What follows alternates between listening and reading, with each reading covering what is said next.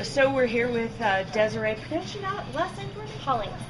Hollings at the Downtown Aquarium in Denver, talking about the Mermaid show that we're going to see shortly. Very excited. How long has the Mermaid program been going on here? This will be our second year. We're just starting, so about a year. It's brand Really? new. Yeah. It's brand new. Brand new. Still a baby. Still working out all the kinks, getting ideas, just piecing it all together as we go. How exciting. Yeah. Now, you're head of the program, is that Yeah, I'm fair kind to of say? like head mermaid. They call me Mama Mermaid. I'm just the one that... You look a little young to be a mama mermaid, Desiree. They're just, I'm in charge of just keeping it together, piecing together some choreography, the script, all that stuff. Just a part of everything, yeah.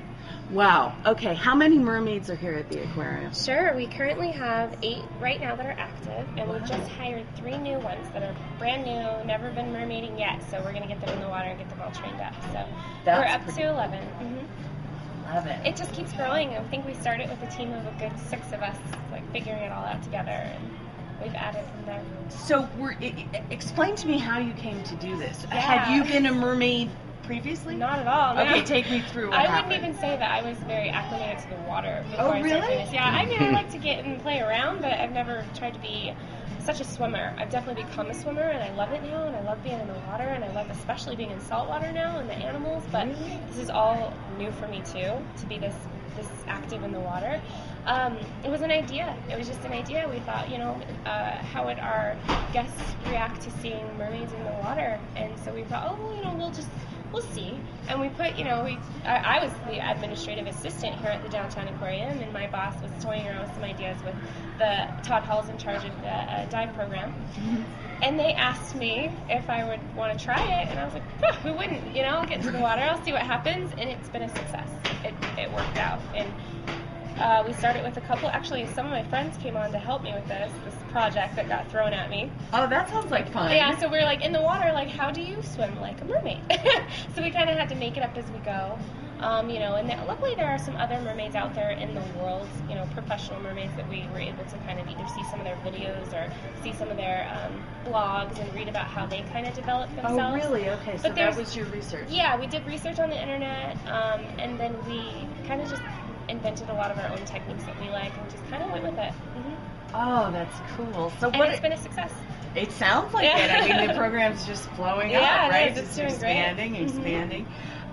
So what are the requirements to being a mermaid? I mean, Sure. We always say that there's 3 different elements here at the aquarium to be a mermaid. The first part is having that ability to be a character, to stay in character, having that performance element to yourself, and not only being able to be a performer on a stage, but to be a performer on an underwater stage. That's hard. Yeah, because we actually do have 3 characters. So you are a mermaid character. You have a whole background, a whole place that you came from. Oh, are you serious? So you have to stay in that character underwater. The other element is to actually have some type of water skills. Either hopefully you just have a knack for it. Like I was surprised I could pick up swimming pretty well. I didn't think I could. Or you're a professional swimmer, you've been in the water and you kind of have that ability. We did a water eval to kind of test how acclimated you are to the water, how well you'll do.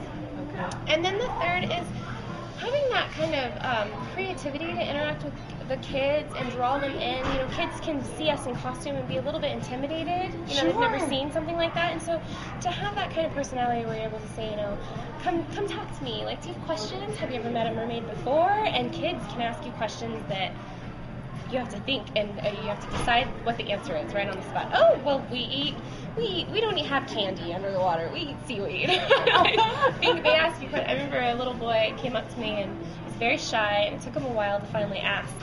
And he said, I have a question. And I said, yeah, what's your question? And he said, I want to know how they caught you. And I was like, my. They can stump you. But I told him, I said, no, we saw the aquarium ship, and we asked them if we could come meet you, because we've never met human kids before, so. Oh, yay, good answer. Yeah, you gotta think on your toes, so. Just to be, we look for multiple things. That personality, that staying in character, performance ability, swimming ability, and being able to talk with kids and interact with them really well. Oh, so cool. Yeah. So cool. How many people do you think are seeing in the past year? How many people do you think have seen it? Well, after we implemented the shows and we finally got, the script going and we finally had a show that we started putting on our website and letting guests know about it, we saw an increase in our daily traffic revenue monthly at 14% increase in people coming into the exhibit. That's huge. And I thought, that's just because we're getting busier, and we've got some really great fish, that we just added the Napoleon Wrasse to our exhibit. People want to see that, and they do.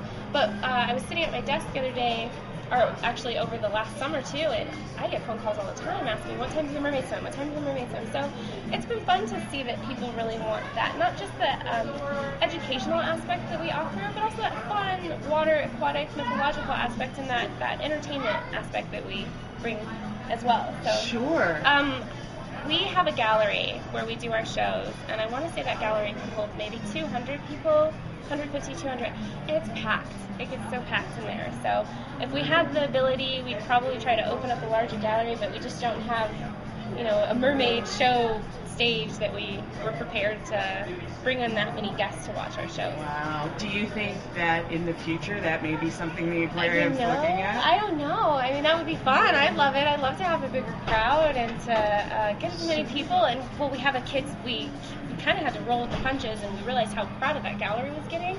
So we did this carpeted area up front so the kids could sit up front, because sometimes kids would be blocked because everyone, there's big kids and adults, and so the little kids get to sit up front right up close to the glass and put their hands up to the glass while we swim by. Oh, so, neat. That must be so fun for them. It'd be fun to get a bigger area. Your own special we'll share Mermaid it with the fish. days. Well, are there a lot of, because I don't know, are there a lot of other aquariums in the United States that have these kinds of shows? I feel like there are aquariums that have invited professional mermaids to come out. Like there's the Wiki Waki out in Florida. Yes. I think there's Hannah Fraser, and she's from Australia. There's other mermaids out there, and they get invited to go to different aquariums. But I don't know of an aquarium that has their own team of mermaids that they've started. Heard of it. And so I feel like, don't quote me on this, but I feel like the Downtown Aquarium in Landry's is the first one to kind of do that, to develop their own. You guys are way ahead of the curve. To be like, we're going to try this, and we'll just see what happens. And it was great. It's been fun, and it's still going. But I think there are other aquariums now, I've recently read, that are kind of getting their own mermaids and starting legends. I don't know which one it was, but I was reading in the magazine the other day, an aquarium starting up a team of mermaids. Well, people hear about your success, everybody wants to, copy a great idea. What it seems like, and I know USA Today recently had a little article about it, about this fascination with mermaids that's booming. Yes, now, it's crazy. Why is that, do you think? I feel like it's an amazing story, and there's different stories, and it's been something that I know when I was a little girl, I loved watching Ariel, and all the little girls that we talk to now are still so in love with that movie, and they're in love with that story, and I think that just the idea of having something part human and so different and exotic out there in the ocean, maybe being able to be a part of the sea life, because the ocean is still a mystery to us. It's still very uncharted territory. It's probably the most uncharted land on our planet. So to have some connection that's part human out there, I think is fascinating. To be like, there might be secrets down there that something part human might know that we haven't discovered yet. I also think it's just fun. It's just fun to be able to maybe breathe underwater and swim with the dolphins and the whales, and we swim with sea turtles, and I know that's fun. And do you really? Yeah, it's just fun. It's just fun to believe that you could. The biggest question we get asked by little girls is, how do I become a mermaid?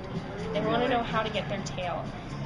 And it's the hardest question to answer, because you don't want to create this lie or this idea that that they literally could grow a tail, but we tell them you can become a protectors of the sea. That's what we call ourselves, protectors of our seas.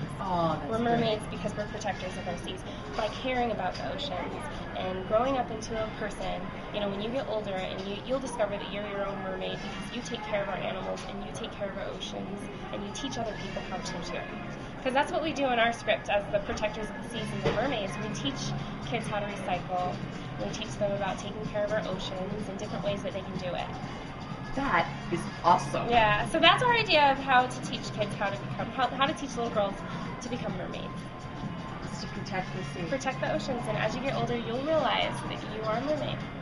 Oh, I love it, Desiree. Awesome. Well, that's great. We're really looking forward to seeing the show. Yeah. What can we expect to see today? Well, today you're going to see 3 of our mermaids. You're going to see Cora, Kaya, and Lonnie, and you're going to get to meet them.